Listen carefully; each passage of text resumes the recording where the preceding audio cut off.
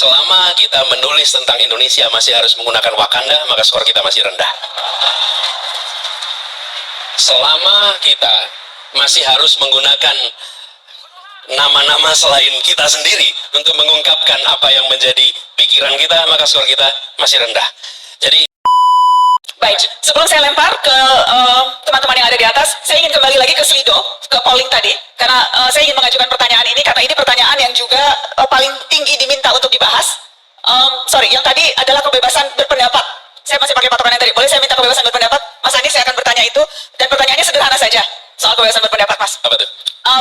Kalau diminta kasih skor nilai 1 sampai 10, seberapa atmosfer kebebasan berpendapat di negeri ini menurut Anda? Ini udah sini udah pada aja semua.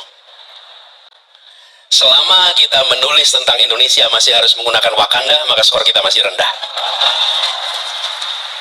Selama kita masih harus menggunakan nama-nama selain kita sendiri untuk mengungkapkan apa yang menjadi pikiran kita, maka skor kita masih rendah.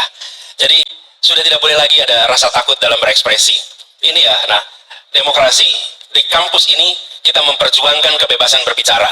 Saya waktu itu mahasiswa di sini, dan kita menolak segala macam pelarangan atas kebebasan pers. Ketika waktu itu di Bredel, Bula Sumur depan sana menjadi saksi bahwa mahasiswa di Jogja bergerak paling awal untuk melawan pembredelan semua media-media pada masa itu.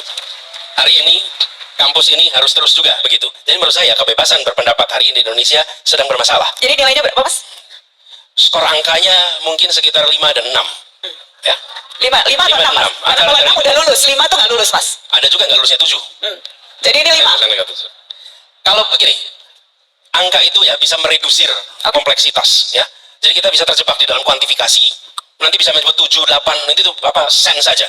Dan kita tidak bisa sesederhana sekedar angka saja. Tapi menurut saya kita masih jauh dari harapan sekarang. Dan itu tadi saya katakan, bila ungkapan-ungkapan ini, dan kampus-kampus kita menyaksikan dosen yang diperiksa, dosen bahkan dibawa ke proses kriminal hanya karena mengungkapkan pandangan, dari mulai di Aceh, bahkan dosen UGM lalu 2020 ada dosen yang mengalami hal yang sama di tempat ini. Dan ini yang harus diubah. Kita harus memberikan, apalagi di kampus, ruang kebebasan berekspresi. Mengkritik pemerintah itu sah dan itu boleh, apalagi dilakukan oleh kampus-kampus. Kenapa ini terjadi? Nah, bayangkan, ketika ada praktek-praktek ketidakadilan, ketika ada tindakan-tindakan negara yang salah, kampus diam, kampus tidak berbicara. Lalu siapa yang berbicara? Tokoh agama berbicara, tokoh-tokoh ulama berbicara, tokoh-tokoh Kristen bicara, tokoh Katolik bicara, tapi tokoh-tokoh akademia tidak.